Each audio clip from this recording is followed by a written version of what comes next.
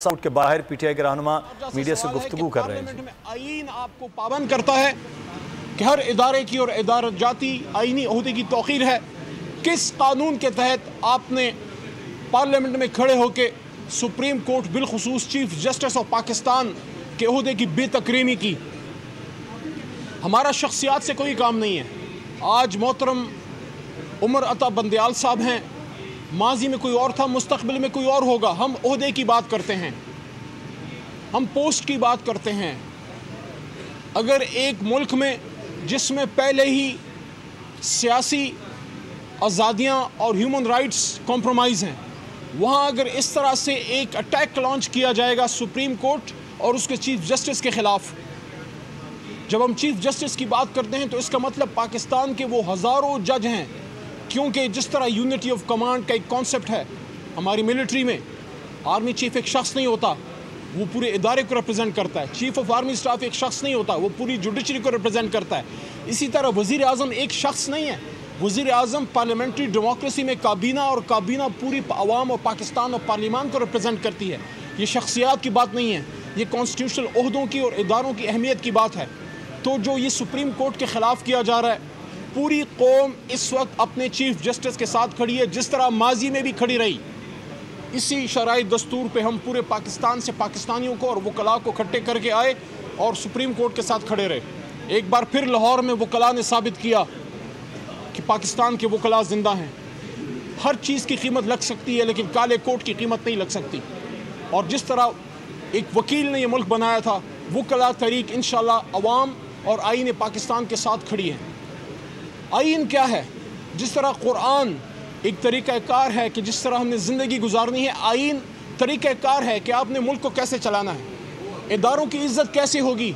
जब आईन पे अमल होगा। जब आईन पे अमल होगा, पार्लियामेंट की भी इज़्ज़त है। जब आईन पे अमल होगा, मुक़न्नना की भी इज़्ज़त है, अदलिया की भी इज़्ज़त है, इंतज़ामिया की भी इज़्ज़त है, इस्टेब्लिशमेंट की भी इज़्ज़त है, सहाफ़ियों की भी इज़्ज़त है, और उनकी भी ज़िंदगी की ज़मानत है। आज अज़हर मशवानी साहब का हफ्ते से ज़्यादा हो गया, कोई अता पता नहीं। पाकिस्तान का बेटा है, बेशक तहरीक इंसाफ से ताल्लुक़ है तो पाकिस्तान का रहने वाला। जिधर भी है उसको बरामद किया जाना चाहिए, उसको लाना चाहिए। उसके घर है, उसकी फैमिली है, उसकी वाइफ हैं, उसकी सिस्टर्स हैं, उसके माँ बाप हैं। अज़हर मशवानी क्या is he a child of a lesser God? और बैरिस्टर हसन नियाज़ी, उसका गुनाह है कि वो इमरान खान साहब का भांजा है? वो तो एक वकील है, वो तो एक जिंदा जावेद शख्स है, गलत को गलत और सही को सही कहता है। आपने उस पर पर्चों की भरमार कर दी है। अब इस तरह करें कि उसके लिए एक फ़ैसला कर लें कि जब तक ये इम्पोर्टेड हुकूमत मौजूद है, उस पर आपने रोज़ एक पर्चा, कभी लोरालाई में काटें, कभी आप गिलगित बल्तिस्तान के किसी इलाके में कटवाएं। आप तो कटवा सकते हैं हर जगह, और ये काम आप करें। देखिए, इस तरह मुल्क नहीं चलेगा। मेरे ख्याल में वो कहते हैं ना कि तू इधर उधर की न बात कर, ये बता काफ़िला क्यों लुटा। तेरी रहज़नी का गिला नहीं, तेरी रहबरी का सवाल है। तो वज़ीर आज़म पाकिस्तान जनाब शहबाज शरीफ साहब, आपका काम पार्लियामेंट में खड़े होकर अदलिया की बेतौकीरी करना नहीं। और इस वक्त सुप्रीम कोर्ट की ताकत को कम करने के लिए ना कौम तैयार है, ना अवाम, ना हमारी वकला बरादरी, और ना सहाफ़ी बरादरी। सहाफ़ियों के साथ जो हुआ है वो भी आपके सामने है।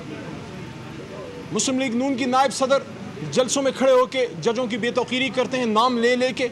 उनके वालिद मोहतरम साबिक वज़ीर आज़म जलसों में ज़िम्मेदार ओहदों की जिस तरह बेतौकीरी करते हैं एस्टैब्लिशमेंट से मुतल्लिक, वो भी आपके सामने है। उनके डिफेंस मिनिस्टर पार्लियामेंट में बैठ के जब बेतौकीरी होती है साबिक वज़ीर आज़म की, वो डेस्क बजाते हैं और हंसते हैं। ये आपने सीखा है डिफेंस मिनिस्टर साहब? आप बहुत बड़े इनकलाबी बनते हैं, तो आप फिर इनकलाबी फ़ैसले करें। पार्लियामेंट में बैठ के हर्जा सराई पे डेस्क क्यों बजाते हैं?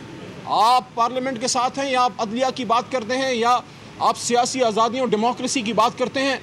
तो उसके लिए तो ज़रूरी है कि आप ये कहें कि हम अवाम में से हैं। क्या मछली पानी के बगैर रह सकती है? मैं आप लोगों से पूछ रहा हूँ। अगर मछली पानी के बगैर नहीं रह सकती, तो सियासतदान को अवाम के पास जाने का क्या डर है? हाँ, वो सियासतदान अवाम के पास जाने से डरेगा जिसकी दाल में कोई काला होगा, जिसने कोई गलत किया होगा, जो अवाम को फेस नहीं कर सकता। आप मुझे बताएं, आप भी मेरे भाई सामने खड़े हैं और लाखों करोड़ों लोग मुझे शायद सुन रहे होंगे। 75 साल पहले क्या हमारी माएँ बहनें आटे की लाइन में मरती थीं? 75 साल बाद एक न्यूक्लियर मुल्क में یہ ہماری مائیں بہنیں ہیں. یہ جو لائن میں کھڑے ہو کے مفت آٹے کے لیے شہباز صاحب آپ نے کھڑا کیا, ہمارے بھی دور میں احساس پروگرام تھا. عزت سے کرسیوں پہ بٹھا کے طریقے سے ثانیہ نشتر صاحبہ ان کی خدمت کرتی تھی عمران خان صاحب کے حکم پہ. وہ بھی ایک دور تھا جب ان کو عزت کے ساتھ گھر پہ ان کے پیسے ملتے تھے, ان کو عزت کے ساتھ جو ہے ان کا خیال رکھا جاتا تھا. اسی اسلام آباد میں, اسی لاہور میں, کراچی میں جو زمین پہ کوئی پشتون, کوئی بلوچ, کوئی سندھی, کوئی دور افتادہ پنجاب کے علاقے کا کوئی پنجابی مزدوری کرنے آتا تھا, رات کو اس کے سر پہ چھت ہوتی تھی پناہ گاہ اور اس کو کھانے کو ملتا تھا. ہاں, جس کے گھر پہ, جو اپنے گھر میں رہتا ہے, جس کے سر پہ چھت ہے, اس کو شاید پتہ نہیں. جو اپنے بچوں کے ساتھ بیٹھ کے افطاری کرتا ہے اس کو شاید احساس نہیں, لیکن جو اپنے بچوں کو چھوڑ کے یہاں 500 روپے کی مزدوری دن میں کرتا ہے اس کو پتہ ہے کہ چھت کیا ہوتی ہے اور کھانا کیا ہوتا ہے. اور افطاری جب آپ کو عزت کے ساتھ ملے, کھانے سے پہلے عزت چاہیے. یہ ہمارا کوئی نہیں کام کہ ہم اپنی ماؤں بہنوں کو اس طرح آٹے کی لائنوں میں مروائیں. تو میں آخر میں یہ کہنا چاہتا ہوں کہ خدا را حکومت کو کہنا چاہتا ہوں, آپ امپورٹڈ ہیں, آپ بین الاقوامی مداخلت کے ذریعے آئے ہیں, آپ رات کے 12 بجے مسلط ہوئے اس قوم پہ, لیکن اسی سپریم کورٹ سے, اسی عمارت میں جب وہ سو موٹو لیا گیا تو وہ گڈ سو موٹو تھا, وہ گڈ سو موٹو تھا جس پہ آپ کی حکومت بنی, اور یہ بیڈ سو موٹو ہے. سو موٹو تو 204 کے قریب تاریخ میں میرے خیال میں 2000 کے بعد لیے جا چکے ہیں. ان 204 سو موٹو میں سے ایک سو موٹو آپ کو برا لگتا ہے کیونکہ وہ سو موٹو آپ کو یہاں سے پکڑ کے وہاں لے جانے کی بات کرتا ہے کہ جاؤ ان کے سامنے کھڑے ہو جاؤ جن کے ووٹ پہ تم مزے کرتے ہو, آؤ ملک کو آگے لے کے جائیں. جو ہو گیا سو ہو گیا, جو ہو گیا سو ہو گیا. What has been done can't be undone. لیکن غلطی کے اوپر غلطی, مان لو کہ ہار گئے ہو, مان لو کہ خان جیت گیا ہے, مان لو کہ خان حکومت توڑوا کے بھی, حکومت سے جا کے بھی عوام کے دلوں پہ حکومت کر رہا ہے. اب وقت ہے, الیکشن کمیشن آف پاکستان بصد احترام, آپ ایک آئینی ادارہ ہیں, آپ کی ذمہ داری ہے 90 دنوں میں الیکشن کریں. عمران خان آتا ہے, شہباز شریف جاتا ہے, زرداری صاحب آتے ہیں, علی محمد جاتا ہے. علی محمد خان اس وقت گفتگو کر رہے ہیں سپریم کورٹ کے باہر اور کیس کے حوالے سے اور پارلیمان میں جو کچھ ہوا ہے. یہاں پر ایک اہم خبر سے آپ کو آگاہ کریں گے. پنجاب اور خیبر پختونخوا میں الیکشن